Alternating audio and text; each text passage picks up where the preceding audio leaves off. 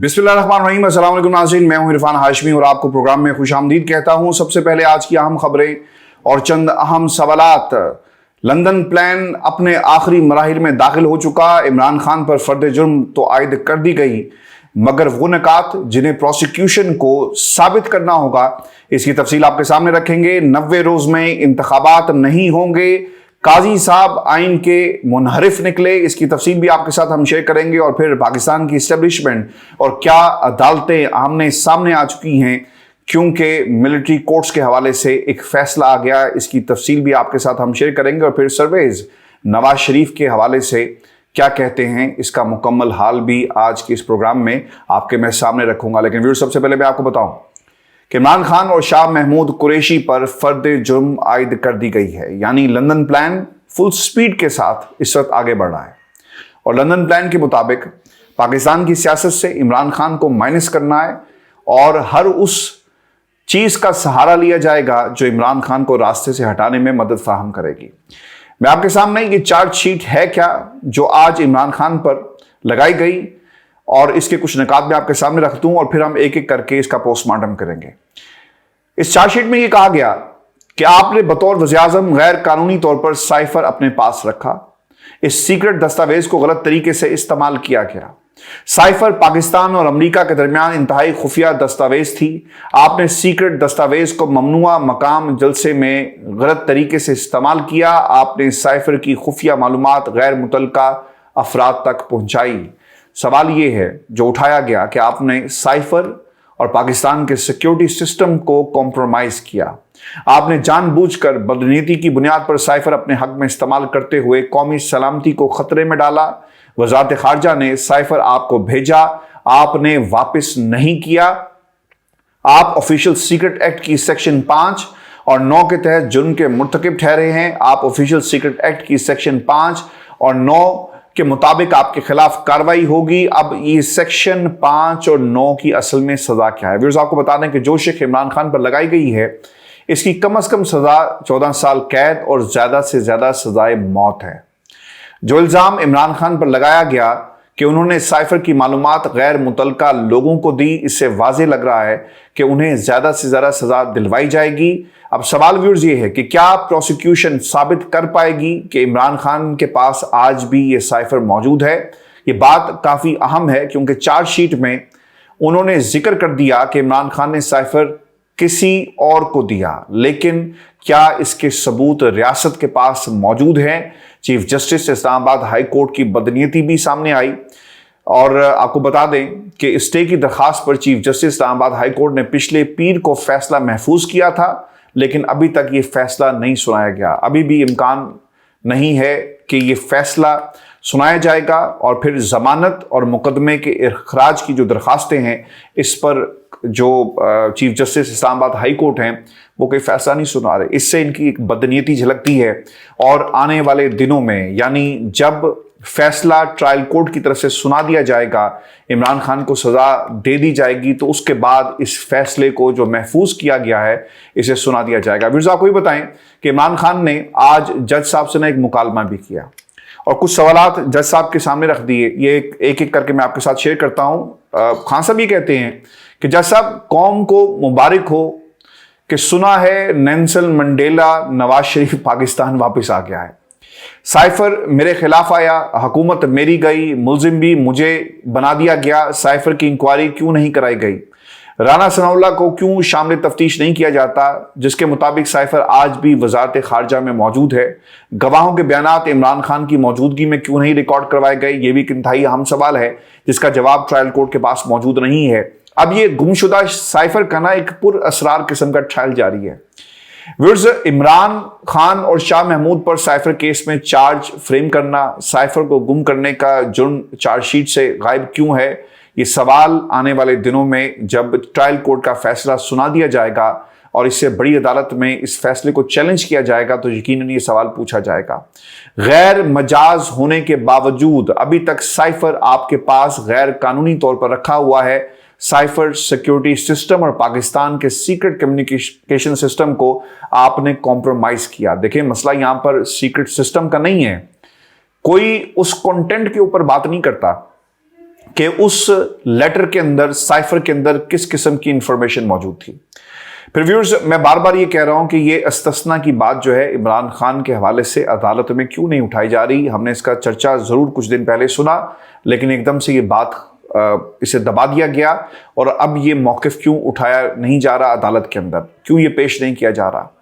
عدالت کے سامنے کمپرومائز سسٹم کی تو بات ہو رہی ہے، لیکن پاکستان کی 26 کروڑ عوام کی جو زندگیاں کمپرومائز ہو گئی، اور ہماری زندگیوں کا رکھوالا اور ہماری زندگیوں کو کنٹرول کرنے والا امریکہ نکلا، اگر ملک کا سربراہ اپنی قوم کو یہ بتائے کہ ملک کے ساتھ کیا کچھ ہو رہا ہے، تو آپ اسے غدار وطن قرار دے کر، سیکرٹ آفیشل ایکٹ کی دفعات لگا کر اسے پاکستان کی سیاست سے مائنس کرنے کی تدبیریں لڑائیں، تو غداری کس نے کی؟ یہ ایک سوال ہے پاکستان کی عوام کے لیے۔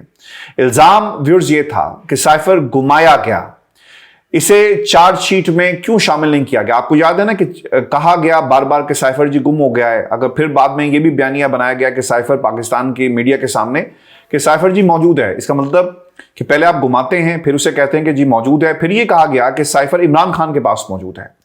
عدالت چارج شیٹ میں کہہ رہی ہے کہ سائفر ابھی بھی عمران خان کے پاس موجود ہے۔ عدالت نے یہ کیسے اخذ کیا؟ عمران خان خود کہہ چکے کہ سائفر کی ایک کاپی گم ہو گئی تھی، اور اگر سائفر عمران خان کے پاس ہی موجود ہے تو پروسیکیوشن نے اس کی برآمدگی کے حوالے سے عمران خان کا جسمانی ریمانڈ جو ہے وہ کیوں طلب نہیں کیا؟ ڈائریکٹ جوڈیشل ریمانڈ کیسے دے دیا گیا؟ بنی گالا والی میٹنگ کا حوالہ جو ہے اس میں دیا گیا، یعنی بنی گالا والی میٹنگ کا مشورہ دینے والے اعظم خان اور چارج شیٹ میں ایک بہت بڑا تضاد جو ہے وہ سامنے آیا ہے۔ ویورز، آپ کو بتا دیں کہ 28 مارچ 2022 کو بنی گالا میں ایک میٹنگ ہوتی ہے جس میں شریک ملزم شاہ محمود قریشی کے ہمراہ مذموم مقاصد کے لیے سائفر استعمال کرنے کی منصوبہ بندی کی گئی۔ آپ نے جان بوجھ کر بدنیتی کی بنیاد پر سائفر اپنے حق میں استعمال کرتے ہوئے قومی سلامتی کو خطرے میں ڈالا، یہ کہا گیا۔ اعظم خان اور عمران خان کی لیک ہونے والی آڈیو اگر آپ کو یاد ہو تو وہ موجود ہے ریکارڈ پر، جس میں اعظم خان خود یہ کہہ رہے تھے کہ سائفر ایک سیکرٹ ڈاکومنٹ ہے۔ ایسا کرتے ہیں کہ ایک میٹنگ بلاتے ہیں جس میں سیکرٹ یہ جو ڈاکومنٹ ہے سیکرٹری خارجہ سائفر کو پڑھیں گے، اور وہ خود سے جو کچھ پڑھتے جائیں گے میں اسے میٹنگ منٹس میں شامل کر لوں گا، یعنی ایک ریکارڈ کا حصہ بن جائے گا۔ عدالت نے چارج شیٹ میں یہ الزام کیسے لگا دیا کہ بنی گالا میٹنگ میں عمران خان نے یہ ساری پلاننگ کی؟ کیونکہ وہاں کہا گیا کہ جو پلاننگ ہے وہ عمران خان صاحب کی طرف سے کی گئی۔ بنی گالا کی میٹنگ کے جو منٹس ہیں وہ کہاں پر ہیں؟ یہ سوال عمران خان نے آج عدالت میں بھی اٹھایا، اور اس میٹنگ میں کیا ہوا تھا؟ جب تک اس کے منٹس جو کہ بظاہر اعظم خان نے بنائے تھے وہ منظر عام پر نہیں آتے، یہ الزام ثابت کرنا انتہائی مشکل ہو جائے گا، کیونکہ اگر ایسی کوئی میٹنگ نہیں ہوئی اور آڈیو جھوٹی ہے تو پھر منٹس ریکارڈ کے اندر موجود نہیں ہوں گے، اور اگر اس دن کوئی میٹنگ ہوئی اور اس کے منٹس بنائے گئے تو وہ بھی ریکارڈ کا حصہ ہوگا، تو اس ریکارڈ کو ٹرائل کورٹ کی طرف سے طلب جو ہے وہ کیوں نہیں کیا جا رہا؟ اور پھر ویورز، سوال یہ بھی ہے کہ سائفر کے غیر مجاز استعمال کا الزام بھی غلط ہے۔ آپ کو بتا دیں جو چارج شیٹ ہے اس کے میں یہ کہا گیا کہ آپ نے سیکرٹ دستاویز کو ممنوعہ مقام جلسے میں غلط طریقے سے استعمال کیا۔ اب جلسے میں لوگوں سے مخاطب ہونا، اپنی قوم سے مخاطب ہونا، کیا یہ غلطی تھی عمران خان کی؟ انہیں سچ بتانا کہ ان کے ملک کے خلاف کس قسم کی سازش کی جا رہی ہے، یا پھر آپ اس کے خلاف اس قسم کا بیانیہ ایک پروپیگنڈا کریں گے؟ سائفر چلان کا حصہ نہ بنانے پر چارج شیٹ کیسے فریم ہو سکتا ہے، جو عمران خان کے وکلا بھی بار بار کہہ رہے ہیں، اور پھر اعظم خان کے اپنے بیان میں ایک تضاد جو ہے وہ موجود ہے؟ کیا اس کا فائدہ عمران خان کو ہوگا؟ ایک آڈیو موجود ہے اعظم خان کی، اور پھر میٹنگ منٹس، اور پھر عمران خان کو استثنا جو حاصل ہے، اس کا کیا بنے گا؟ ان تینوں نکات کے اوپر شاید ہمیں ٹرائل کورٹ سے تو انصاف نہ نظر آئے، لیکن جب یہ معاملہ پاکستان کی بڑی عدالتوں میں جائے گا، اپیل کا حق، اور پھر اس وقت تک بہت سارے جو سیاسی معاملات ہیں نا وہ اپنی جگہ پر ختم ہو چکے ہوں گے، اور پھر یہ جو بھوت سوار ہے اس وقت عمران خان کو سزا دینے کا، شاید یہ بھی اتر جائے، اور عمران خان کے خلاف جو ایک اس وقت کیمپین ہے اس کا بھی ہمیں ڈراپ سین ہوتا ہوا نظر آئے۔ لیکن جو ٹرائل کورٹ ہے وہ بضد ہے، وہ تلی ہوئی ہے کہ ہم نے عمران خان کو ہر صورت میں سزا جو ہے وہ دلوانی ہے۔ پاکستان کی سپریم کورٹ کی طرف سے آج ملٹری کورٹس کے خلاف فیصلہ آنے کے بعد یہ اسٹیبلشمنٹ کے ساتھ تعلقات پر ان کے کیسے اثر انداز ہوگا، اس کی تفصیل میں آپ کے سامنے رکھوں گا، اور پھر 7 نکات ایسے جس کی بنیاد پر ملٹری کورٹس کو کالعدم قرار دیا گیا، اور پھر یہ لارجر بینچ कैसे सुकड़ता गया, इसकी तफसील भी आपके साथ मैं शेयर करूंगा। लेकिन सबसे पहले मैं आपको बता दूं कि जब ये बेंच बना था ना तो तादाद कुछ और थी। 9 मेंबर लार्जर बेंच जो है वो उमर अता बंदयाल साहब की सरबराही में बनाया जाता है। 23 जून जस्टिस काजी फाइज ईसा साहब ये कहकर बेंच से अलहदा हो जाते हैं कि मेरी राय को ये ना समझा जाए कि मैंने केस सुनने से इनकार कर दिया। मेरा मौक़िफ़ है कि पहले supreme court practice and procedure act का फैसला करे। जस्टिस तारिक मसूद ने भी उनसे इत्तफाक करते हुए अपने आप को बेंच से अलग कर लिया। फिर तादाद रह गई 7। 26 जून वफाकी हुकूमत ने जस्टिस मंसूर अली शाह पर इतराज़ उठाया। वो एक दरख्वास्त गुजार जस्टिस जवाद एस ख्वाजा के रिश्तेदार हैं, वो बेंच से अलग हो गए।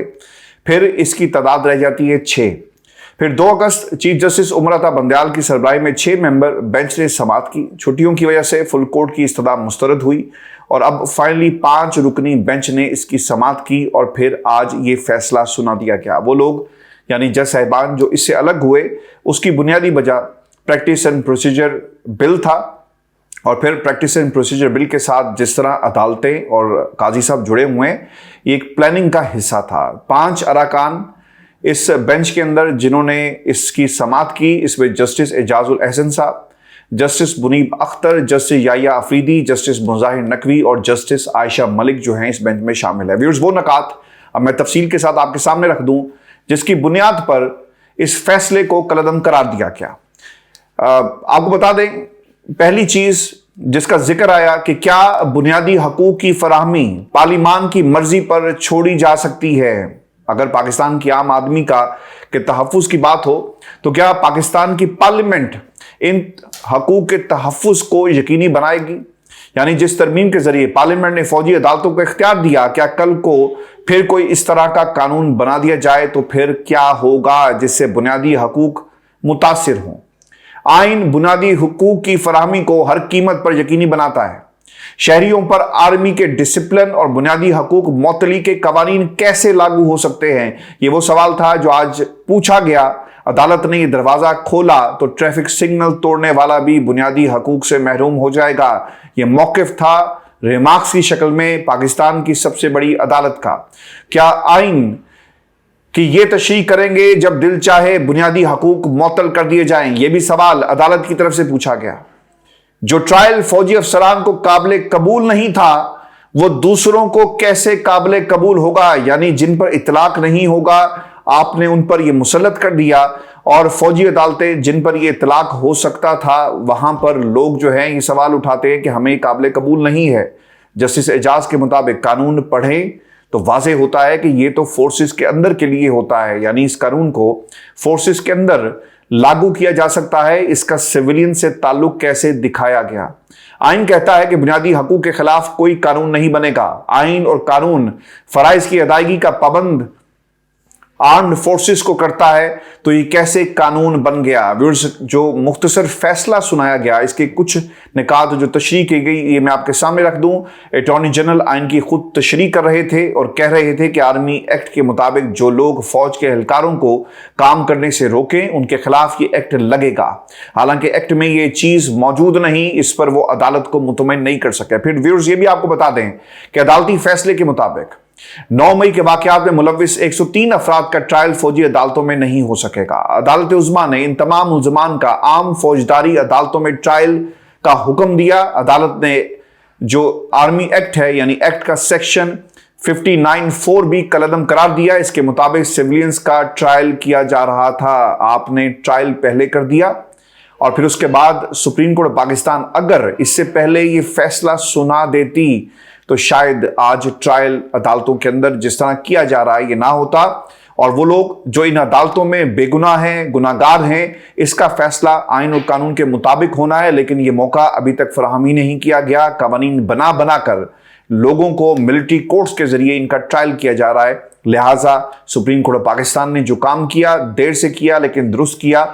लेकिन उमर अता बंदयाल साहब को ये केस बहुत पहले बंद कर देना चाहिए था, जो उन्होंने नहीं किया। लेकिन व्यूअर्स, अब सवाल ये है कि पाकिस्तान की इस्टेब्लिशमेंट और अदालतों के दरमियान ताल्लुकात पर क्या असर पड़ेगा। सवाल ये बनता है कि क्या इनके आपस में कोई ताल्लुकात इससे पहले अच्छे थे اور اگر تعلقات ہموار ہیں تو کس بنیاد پر ہیں؟ عدالتوں کا کام کسی سے اچھے تعلقات یا برے تعلقات رکھنا نہیں ہوتا، بلکہ عدالت کے سامنے جو چٹھی آئے، جو درخواست آئے، جو استدعا کی جائے، آئین اور قانون کے مطابق انصاف کرنے کا مینڈیٹ عدالتوں کے پاس ہوتا ہے۔ لہٰذا یہ سوال کہ اسٹیبلشمنٹ کے ساتھ تعلقات خراب ہو جائیں گے، یہ امپورٹنٹ نہیں ہے۔ ویورز، میں آپ کو ایک بات یہ بھی بتا دوں کہ ماضی میں جب فیصلہ سنایا گیا قاضی صاحب کی عدالت سے فیض آباد دھرنے کے حوالے سے، تو آپ کو یاد ہوگا کہ اس وقت پاکستان کی اسٹیبلشمنٹ اور قاضی صاحب کے درمیان تعلقات خراب ہوئے، اور پھر جو کچھ ہوا وہ ہم نے دیکھا۔ ایک ریفرنس بنا کر بھیجا گیا، فاروق نسیم صاحب جو ہیں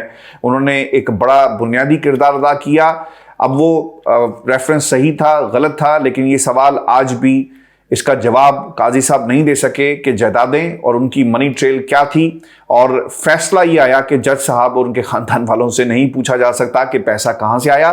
اس کے باوجود یہ فیصلہ جو آج آیا ہے یہ ایک جیت ہے ان لوگوں کی جو آئین اور قانون کے ساتھ کھڑے ہیں۔ آپ کو یہ بتائیں کہ قاضی صاحب نا عام طور پر آئین کا نعرہ لگاتے ہوئے آپ کو نظر آئیں گے، لیکن قاضی صاحب جو چیف جسٹس آف پاکستان ہیں قاضی فائز عیسیٰ صاحب، اگر ان کے بارے میں یہ کہا جائے کہ قاضی الٹا کوتوال کو ڈانٹ رہے ہیں تو یہ غلط نہیں ہوگا۔ 90 روز میں الیکشن نہیں ہوں گے، یہ قاضی صاحب نے اس کا اعلان کر دیا ہے۔ 90 روز میں الیکشن کرانے کی درخواست جو ہے وہ سپریم کورٹ بار کے صدر عابد زبیری صاحب نے یہ دائر کر رکھی ہے، اور اس پر چیف جسٹس قاضی فائز عیسیٰ، اطہر بن اللہ اور امین الدین جو ہے وہ سماعت کر رہے ہیں۔ درخواست میں یہ استدعا کی گئی ہے کہ الیکشن کمیشن کو 90 روز میں انتخابات یقینی بنانے کا حکم دیا جائے، اور مشترکہ مفادات کونسل کا مردم شماری شائع نہ کرنے کا آرڈر جو ہے اسے کالعدم قرار دیا جائے۔ جو آرڈر شائع کیا گیا اس کو فارغ کیا جائے۔ چیف جسٹس صاحب کا جو عابد زبیری صاحب سے ایک مکالمہ ہوا نا، یہ بہت ہی امپورٹنٹ ہے ویورز، اور اس کو سننے کے بعد آپ کو یہ معلوم پڑ جائے گا کہ قاضی صاحب کا ذہن کیا ہے، اور وہ آنے والے دنوں میں یعنی جب یہ فیصلہ محفوظ کر کے سنایا جائے گا تو یہ فیصلہ کیا ہوگا۔ قاضی صاحب یہ کہتے ہیں اور انہوں نے یہ واضح کر دیا کہ 90 روز میں الیکشن ممکن نہیں ہے، یعنی سپریم کورٹ کے چیف جسٹس قاضی فائز عیسیٰ خود آئین سے انحراف کر رہے ہیں، اور باتیں وہ آئین اور قانون کی کرتے ہیں، اور وہ یہ آپ کو کہتے ہوئے نظر آئیں گے اور جذباتی انداز میں وہ بیانات دیتے ہوئے بھی نظر آئیں گے کہ سب سے مقدس کتاب جو ہے وہ الیکشن کروانے کے حوالے سے آئین پاکستان ہے، اور اسی سماعت کے اندر یہ جملے کہے گئے۔ ویورز، آج کی سماعت میں ایک نقطہ انتہائی اہمیت کا حامل ہے، اور اس سے قاضی صاحب کی ذہنیت کا اندازہ ہوتا ہے کہ وہ عمران خان کے بارے میں کیا سوچتے ہیں، اور انہوں نے الیکشن تاخیری کا جو ذمہ دار ہے، یعنی الیکشن تاخیر سے جو ہو رہے ہیں، ابھی تک تو ہو نہیں رہے لیکن جب بھی ہوں گے، اس کی ذمہ داری بھی عمران خان صاحب پر ڈال دی ہے۔ اور وہ یہ کہتے ہیں کہ اس مردم شماری سے پہلے مردم شماری 2017 میں ہوئی، عمران خان کی حکومت نے مردم شماری کرانی تھی تاکہ نئے الیکشن اس مردم شماری پر ہو سکیں، لیکن ان کی حکومت میں پہلے کرونا آ گیا، اس کے بعد ان کی حکومت گرا دی گئی، اور آج چیف جسٹس صاحب نے انہیں ذمہ دار یہ کہہ کر ٹھہرایا کہ اگر ان کی حکومت میں مردم شماری ہو جاتی تو آج الیکشن وقت پر ہوتے۔ اب پی ڈی ایم سے یہ سوال جو ہے وہ کیوں نہیں کر رہے جسٹس قاضی فائز عیسیٰ صاحب، جن کی 2 برس حکومت رہی؟ چیف جسٹس صاحب نے ایک بار پھر پی ڈی ایم حکومت کے 16 ماہ کا ذکر نہیں کیا۔ انہوں نے اپنی حکومت میں مردم شماری اور اس کے بعد حلقہ بندیوں میں تاخیر کیوں کی، اس کا سوال اور اس سوال کا جواب کون دے گا، جبکہ انہیں پتا تھا کہ الیکشن نومبر میں ہونے ہیں۔ آپ کو یاد ہوگا کہ ایک نقطہ عدالت کے اندر یہ بھی زیر بحث آیا تھا ماضی میں، جب یہ 90 روز کا معاملہ ہوتا رہا تو اس وقت کہا گیا کہ جناب جو فنڈز ہیں وہ موجود نہیں ہیں، اور پھر یہ بھی سوال عدالت کی طرف سے اٹھایا گیا کہ فنڈز آپ بجٹ میں کیوں نہیں رکھ سکتے، اور پھر فنڈز کو نہیں رکھا گیا، اور بعد میں جس بجٹ کا اعلان کیا گیا اس میں فنڈز رکھے گئے۔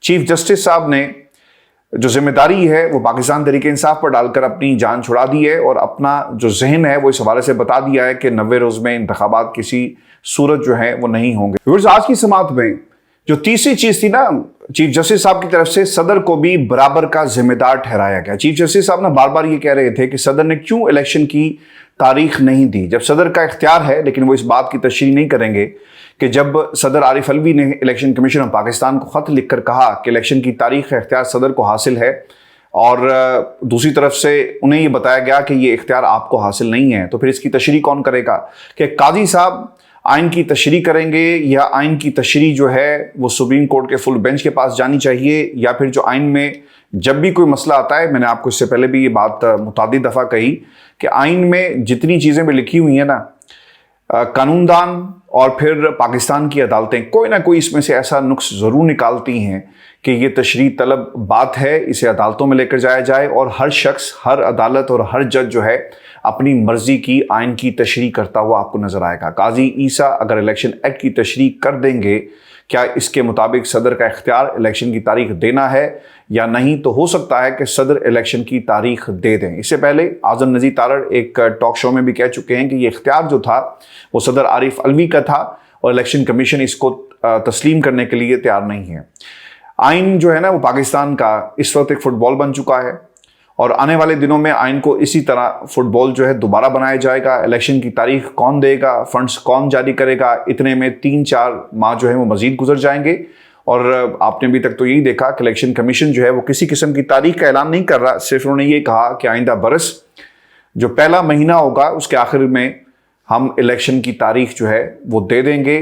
काजी साहब जो समात मुलतवी करते हैं और फिर समात मुलतवी करने के बाद उन्होंने 2 नवंबर 11:30 बजे तक जवाब जो है वो वफाक और पाकिस्तान की इलेक्शन कमीशन ऑफ पाकिस्तान से इसका जवाब जो है वो तलब कर लिया है। अब इसमें देखना भी ये होगा कि वो फैक्टर्स जो हमें रिमार्क्स की शक्ल में आज काजी साहब के नज़र आए और वो जज साहिबान जो इस वक्त इस बेंच के अंदर मौजूद हैं, उनका जहन, उनका पास ट्रैक रिकॉर्ड और वो किस कबीले से ताल्लुक़ रखते हैं। 90 रोज़ के इंतखाबात करवाना हुकूमत वक्त की जिम्मेदारी थी। हमने इससे पहले भी 90 रोज़ के इंतखाबात के हवाले से एक फ़ैसला आते हुए देखा, लेकिन हुकूमत वक्त ने उस फैसले को मानने से इनकार कर दिया। और अगर सुप्रीम कोर्ट ऑफ पाकिस्तान ये हुक्म सादिर करती है कि 90 रोज़ में इंतखाबात करवाए जाएँ, तो हमें नहीं लगता जो कुछ हमने माजी में होते हुए देखा उसके तनाजुर में कि निगरान हुकूमत इस फैसले को मानेगी, क्योंकि फैसले कहीं और से हो रहे हैं और जिन लोगों ने डील की, जिन लोगों से डील की, उनकी मर्जी से आइंदा इंतखाबात की तारीख का बाकायदा तौर पर ऐलान किया जाएगा। क्योंकि नवाज शरीफ साहब पाकिस्तान आने के बाद उन्हें इस बात का तो ज़रूर एहसास हो गया कि यार ना मेरी तकरीर अच्छी थी, ना मेरे कपड़े अच्छे थे, ना मेरी शक्ल आज के माहौल के हिसाब से, यानी पाकिस्तान की आवाम जो ज़्यादातर तादाद जो है वो यूथ पर इस वक्त हमें नज़र आ रही है, यानी इसकी जो बड़ी प्रोपोर्शन है वोट बैंक की, उन्हें पसंद आई और ना ही नवाज शरीफ का बयानिया जो है वो, और ना ही उनकी सियासत पसंद आई। इसलिए उनकी इस मैदान के अंदर शायद वो जिस तरह के उनके हवाले से एक परसेप्शन बिल्डअप किया जा रहा था, अब शायद ये हालात वैसे नहीं हों। क्योंकि व्यूअर्स, खान साहब ने कुछ बातें उनके हवाले से जो कही थी कि जाली नेल्सन मंडेला आ गया है, तो ये बिल्कुल ठीक हुआ। जो नेल्सन मंडेला अगर ये समझता है कि इसकी मर्ज़ी से इंतखाबात की तारीख का ऐलान किया जाएगा, तो अभी इंतज़ार हमें करना होगा, क्योंकि हालात इनके हक़ में नहीं हैं। हवाएं चल ही नहीं रही, तेज़ तो बहुत दूर की बात है, और इंतखाबात की हवा अभी चलने में काफ़ी वक्त लगेगा, क्योंकि पॉपुलैरिटी का ग्राफ नून लीग का बहुत नीचे आ चुका है। और आज मैं एक सर्वे देख रहा था और मुझे हैरानगी इस बात पर हुई, जिस सर्वे के हवाले से कहा यह जा रहा है कि नवाज शरीफ जो है, यानी पाकिस्तान जब वापस आए हैं तो उसके बाद कहा यह जा रहा है कि इनकी मकबूलियत, और 50% जो सर्वे करवाया गया उसमें लोग ये समझते हैं कि ये पाकिस्तान के लिए, मुस्तकबिल के लिए उनका वतन वापस आना जो है बहुत बेहतरीन होगा। अब ये कौन से लोग हैं जी? गैलप सर्वे की तरफ से इसे जारी किया गया और उन्होंने 51% ने नून लीग के लिए आइंदा इंतखाबात में जीतने में भी मददगार साबित होने का कहा, जबकि 70% मफामत के भी हामी नज़र आए। अच्छा, अब नवाज शरीफ साहब का भी ख्याल है और लोग ये समझते हैं कि जब वो आएंगे तो ऑब्वियसली एक मोमेंटम जो है डेवलप होगा। फिर 34% पाकिस्तानियों ने ये कहा कि यानी 34% जो पाकिस्तानी थे उन्होंने मीनार पाकिस्तान पर नवाज शरीफ साहब की तकरीर जो सुनी। फिर 80% ने तकरीर की तारीफ़ की, जबकि 50% पाकिस्तानी नवाज शरीफ वतन वापसी को मुल्क की मुस्तकबिल के लिए बेहतरीन करार दिया। अब भी मसला ये है कि ये 34% लोग हैं जिन्होंने तकरीर सुनी, तो what about the remaining figure जिन्होंने नवाज शरीफ के पाकिस्तान आने के हवाले से कोई जवाब जो है वो नहीं दिया, उनकी तकरीर को सुनना भी गवारा नहीं किया।